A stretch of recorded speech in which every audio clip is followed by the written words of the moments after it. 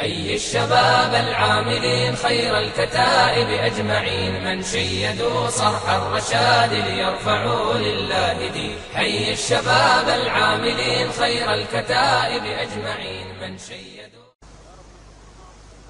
اللہ کے سامنے کچھ تو کھڑے ہو جاؤ، کچھ تو کھڑے ہو جاؤ، اپنے کاروبار گھٹا دو، اپنے مصروفیت گھٹا دو تاکہ تراویح میں تم اطمینان سے کھڑے ہو سکو۔ افطاری تھوڑی کرو، روٹی تھوڑی کھاؤ، اتنا کھاتے ہیں کہ جب نماز کا وقت ہے تو مڑ پے ہوں مچھی طرح ہوں ٹریا ہی نہیں جاتا، تراویح کتوں پڑی ہے؟ اللہ کے بندو تھوڑا کھاتے، سارے روزے کا نفع برباد، سموسہ، پکوڑا، پھر وہ پیس، پھر اوپر چٹنی، پھر اوپر کیچپ، پھر اوپر وہ چاٹ، پھر اوپر ابھی روٹی کھانی ہے، روٹی حلیہ کھاونی ہے، تو یہ تراویح خاک پڑے گا؟ یہ اس کو نیند نہیں آئے گی تو کیا ہوگا؟ تھوڑا کھاؤ، روزے کا نفع اٹھانے، جسم کی زکات ہے روزہ، مال کی زکات ہے پیسہ، اور جسم کی زکات ہے روزہ۔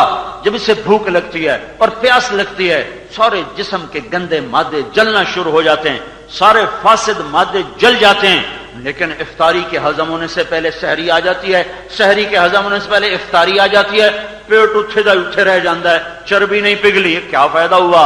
جسم کو بھی نفع پہنچانے کا کام ہے روزہ۔ اور اللہ نے کہا ہے روزہ رکھو، کیا ہوگا؟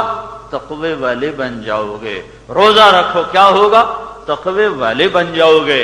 روزے سے کیا ملے گا؟ تقوی ملے گا۔ تقوی سے کیا ملے گا؟ سب کچھ ملے گا۔ جیسے پیسہ کو لوگ کہتے ہیں پیسہ ہے تو سب کچھ ہے، پیسے سے سب کچھ ہوتا ہے، پیسے سے سب کچھ ملتا ہے۔ قرآن کہتا ہے تقوی ہے سب کچھ ہے، تقوی نہیں کچھ نہیں۔ تقوی سے کیا نہیں ہوتا؟ تقوی سے کیا نہیں ہوتا؟ تقوی سے سب کچھ ہوتا ہے۔ تقوی سے دنیا بھی بنتی ہے، آخرت بھی بنتی ہے، جنت بھی بنتی ہے، مال بھی ملتا ہے، عزت بھی ملتی ہے، فتح بھی ملتی ہے، محبت بھی ملتی ہے، آسانیاں بھی ہوتی ہیں، تنگیاں بھی دور ہوتی ہیں، رزق بھی آتا ہے۔ کیا چاہتے ہو؟ عزت؟ تقوی۔ کیا چاہتے ہو؟ رزق؟ تقوی۔ کیا چاہتے ہو؟ جنت؟ تقوی۔ کیا چاہتے ہو؟ فتح، سربلندی؟ تو تقوی۔ تقوی تقوی ہر چیز کے لیے اکسیر، ہر چیز کے لیے اکسیر۔ روزہ رکھو، کیا ہوگا؟ تقوی والے بن جاؤ گے۔ جب تقوی والے بنو گے تو پھر کیا ہوگا؟ من یتق اللہ یجعل لہ مخرج۔ جب اس پر تنگی آئے گی تو سب لوگ تنگی میں ہوں گے اور میں اس کے لیے راستہ نکال دوں گا، میں اس کو راستہ دے دوں گا۔ اور کیا ہوگا؟ وَيَرْزُقْهُ مِنْ حَيْثُ لَا يَحْتَسِبُ۔ لوگوں کی جہاں گمان جاتے نہیں، جہاں خیال جاتے نہیں، میں اس کو رزق وہاں سے پہنچاؤں گا جہاں سے اس کا خواب و خیال بھی نہ ہوگا۔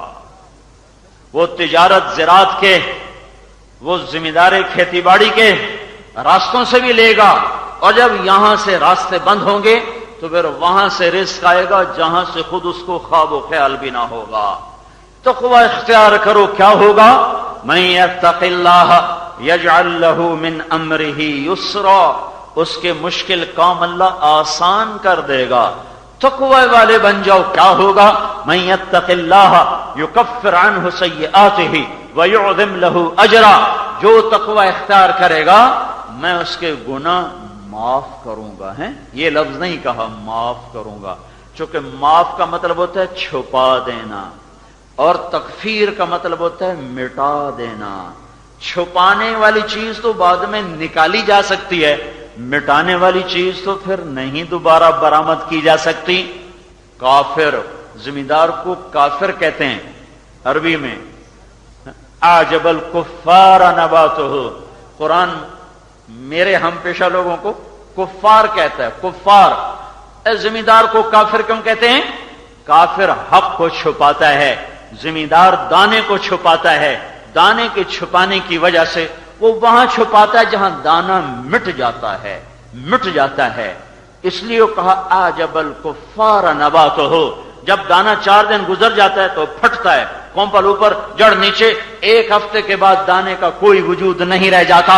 تو میرا اللہ یہ کہہ رہا ہے جو تقوی اختیار کرے گا میں اس کے گناہ مٹا دوں گا، معافی کا لفظ نہیں ہے، مٹا دوں گا، نشان مٹا دوں گا، نہ فرشتوں کو یاد رہے، نہ انسانی گواہوں کو یاد رہے، نہ دھرتی کو یاد رہے۔ اس میں ایک بات اور بھی نکل آئی کہ تقوی والا پاک نہیں ہو جاتا، تقوی والا معصوم نہیں ہو جاتا، تقوی والے سے بھی گناہ ہو جاتا ہے۔ کبھی اس کو تنقید کا نشانہ نہ بنانا، کبھی نیک آدمیوں کو تنقید کا نشانہ نہ بنانا۔ بڑے دیکھے ہیں ہم نے مولوی، اور بڑے دیکھے ہیں ہم نے حاجی، اور بڑے دیکھے ہیں ہم نے تبلیغی، اور بڑی دیکھی ہیں ہم نے پردے دار عورتیں، اور بڑی دیکھی ہم نے حاجن عورتیں۔ ہاتھ جوڑتا ہوں ایسی واہیات باتوں سے توبہ کرو۔ دھن رے دھنیے اپنی دھن، پرائی دھنی کا پاپ نہ بن، تیری روئی میں 4 بنولے، سب سے پہلے ان کو چن، او کسی کی برائی نہ دیکھو۔ میرے رب کا دین کہتا ہے کوٹھے پہ ناچنے والی کو بھی برا مت کہو۔ تم پردہ دار عورت کو ذلیل کر رہے ہو، میرے نبی کا دین کہتا ہے زانی شرابی کو بھی ذلیل مت کرو، اور تم نیک آدمی کی کمی دے کر اچھال رہے ہو۔ اور عجیب لوگ ہیں، کہتے ہیں میں جو ہے نا میں منافق نہیں ہوں، میں اگلے کے منہ پہ کہہ دیتا ہوں۔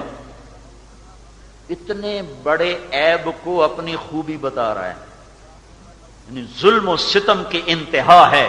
اتنی بڑی حماقت اور اتنا بڑا عیب اس کو اپنی صفت بنا رہا ہے۔